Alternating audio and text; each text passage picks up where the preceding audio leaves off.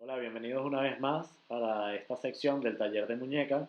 A continuación voy a realizar una rápida revisión de cómo podemos descartar los síndromes de entrecruzamiento a nivel de los compartimentos extensores. Eh, Me he dado cuenta por algunos comentarios que se han hecho en el aula que existe, creo que, alguna pequeña confusión en cuanto a los posibles diagnósticos en un síndrome de entrecruzamiento, y es algo que ocurre muy frecuentemente, sobre todo al principio cuando no estamos muy familiarizados con la patología, y es que realmente en la muñeca existen dos lugares donde se pueden producir síndromes de entrecruzamiento. Uno a nivel proximal y otro a nivel distal. El síndrome de entrecruzamiento proximal ocurre cuando el primer compartimento extensor discurre sobre el segundo, generalmente a nivel del aspecto distal del antebrazo, y esto muchas veces es una causa posterior de tenosinovitis de Kervain. Eh, y el siguiente, o tal vez menos conocido, síndrome de entrecruzamiento, pero también que se suele ver bastante con frecuencia en la consulta, es el síndrome de entrecruzamiento a nivel distal, que también ocurre con el segundo compartimento extensor, pero esta vez no con el primero, sino con el tercer compartimento extensor. En este caso, el extensor largo del pulgar lo vamos a ver discurrir sobre los extensores carpi radialis brevis y carpi radialis longus, y en este lugar se suele haber una fricción fisiológica que muchas veces, sobre todo en trastornos ocupacionales, pudiese ocasionar irritación de la vaina sinovial.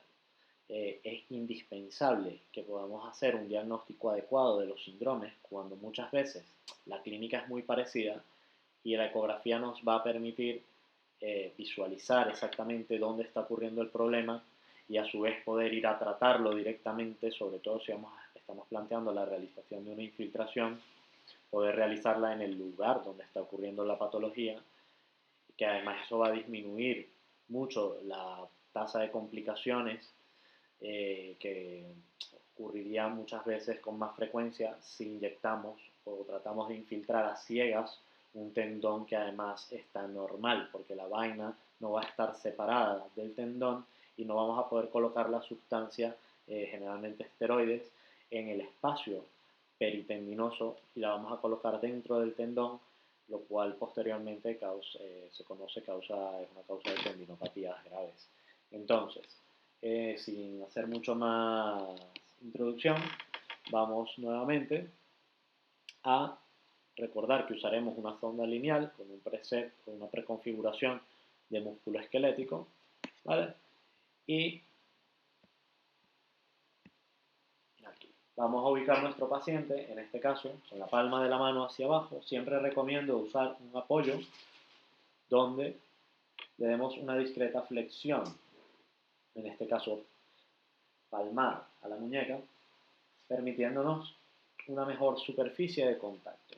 Entonces, como hemos comentado, evidentemente este es un paciente normal y probablemente nos costará un poquito identificar las estructuras, sobre todo si no estamos familiarizados con la anatomía, que les recomiendo revisen en los videos anteriormente publicados, pero vamos a revisar dónde ocurre el entrecruzamiento de las estructuras. ¿Okay? Nos ubicamos, siempre me gusta ubicarme a nivel dorsal, siempre medio, para tener una idea, ¿no? De cómo está la anatomía, de qué está ocurriendo aquí en la muñeca. Y entonces, voy a colocar aquí mi cursor para señalarles, nuevamente fundamental conocer los reparos anatómicos. Vamos a ajustar un poquito nuestro foco y nuestras ganancias. ¿Okay? Muy bien.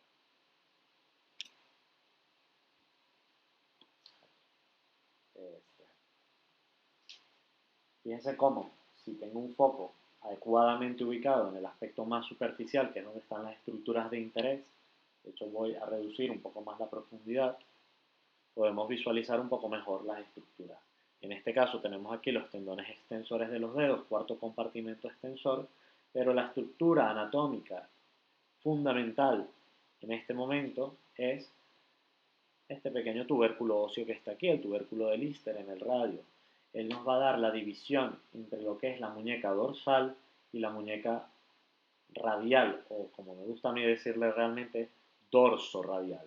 Vamos a encontrar en el aspecto radial dos estructuras ovoides, en este caso hipoecoicas por la anisotropía que corresponde a los tendones. Fíjense cómo de hipoecoico voy a ecogénico, clásico, apariencia tendinosa.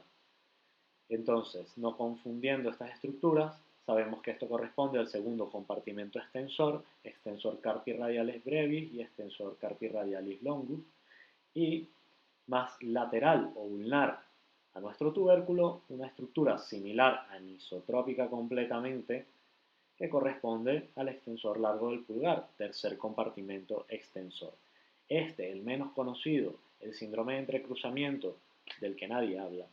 Este síndrome lo podemos descartar observando cómo, posterior al tubérculo de Lister, el tercer compartimento, es decir, el tendón, va a discurrir por encima del segundo compartimento extensor. Ya en este caso hemos salido de la muñeca, nos dirigimos a las inserciones del segundo compartimento en las bases de los metatarsianos y fíjense cómo el paso del tendón es muy breve, el tercero sobre el segundo. En este caso, el tercero, nuevamente voy a volver, va a discurrir por encima del segundo rápidamente y haciéndose enseguida radial a los tendones, pasando por el espacio y constituyendo una estructura fundamental para la identificación de un reparo anatómico clásico que es la tabaquera anatómica. Fíjense cómo el tendón continúa su trayecto hacia el primer dedo. Si nuestro paciente extiende el dedo, hacia arriba el dedo, eso, fíjense cómo nuestro tendón extensor, valga la redundancia, se hace más evidente y pasa por encima del segundo compartimento. En los casos que haya en los casos que haya fricción, estos tendones los vamos a encontrar rodeados de líquido con presencia de una tenosinovitis o incluso con hipoecogenicidad característica ya de una tendinopatía crónica. Vuelve a apoyar la mano normalmente. Eso en cuanto al síndrome de entrecruzamiento distal. Si queremos descartar un síndrome de entrecruzamiento a nivel proximal, pues ya sabemos en este caso que es el primer compartimento sobre el segundo, y es una de las cosas que a veces confunden un poco la anatomía, ¿no? El primer compartimento extensor ya no está casi fíjense aquí donde me estoy ubicando, ya no estoy en la superficie dorsal o extensora, estoy casi en lo que es la superficie flexora o volar. Pero realmente me encuentro en el aspecto más radial. Los únicos tendones que se van a encontrar ubicados aquí, en este caso, corresponderán entonces al primer compartimento extensor. Entonces, si yo me dirijo desde el tubérculo de Lister, sé que tengo el 3 más ulnar, el 2 más radial, y posteriormente, bordeando el radio, voy a encontrar dos estructuras tendinosas que corresponden a los tendones del primer compartimento extensor, el extensor corto del pulgar y el abductor largo del pulgar. Ambos van a discurrir conformando el aspecto o la pared de la tabaquera anatómica y posteriormente insertándose en la base del en la base de la primera falange y a nivel de la segunda falange del pulgar, respectivamente. Pero lo que nos interesa a nosotros ocurre a nivel proximal, que una vez que hemos identificado estos tendones, podemos seguirlos y aquí sí se van haciendo un poco más dorsales hasta llegar a discurrir sobre los tendones del segundo compartimento extensor. Tal vez cueste un poco verlo, pero voy a volver a realizar el trayecto de distal a proximal. Estas estructuras que están aquí sobre mis estructuras anecoicas vasculares que están abajo, y lo confirmo con la presencia del Doppler, cuál es la estructura anatómica de vital importancia que se ubica en el fondo de la tabaquera anatómica. Esta es la arteria radial.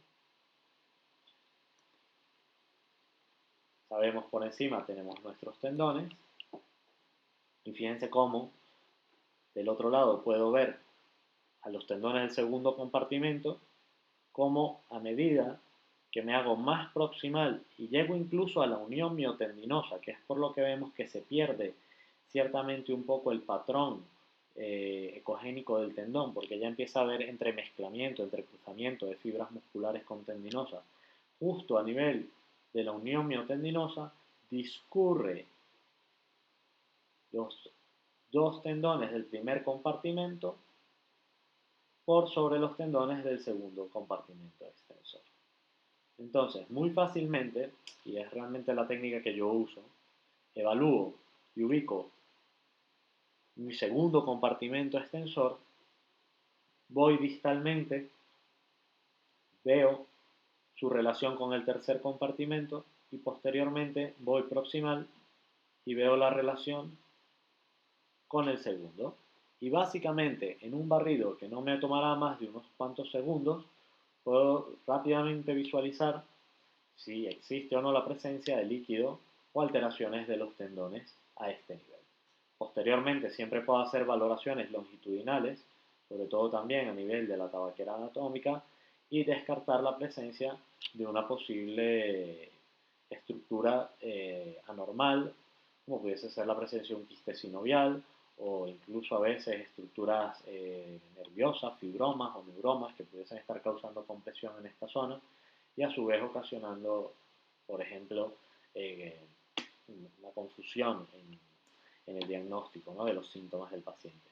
A su vez, recordad que siempre el primer compartimento lo podemos ver desde aquí, y si encontramos alteraciones o líquido a nivel del primer compartimento, podemos diagnosticar siempre una tenosinovitis de Kervain, pero siempre podemos ser un poco más minuciosos y buscar realmente dónde está la causa de esta inflamación, si es un osteofito que esté a nivel distal del radio, si es un osteofito que esté a nivel de la articulación trapecio-metacarpiana, si ocurre por fricción fisiológica en los puntos de contacto donde más frecuentemente suele ocasionarse procesos inflamatorios del tendón, sobre todo en personas que están expuestas en entornos laborales. Espero que esto pueda ayudarles un poco, y cualquier duda o pregunta que tengan, realícenla en el curso a nivel del aula virtual o en los comentarios del video. Muchas gracias y un saludo.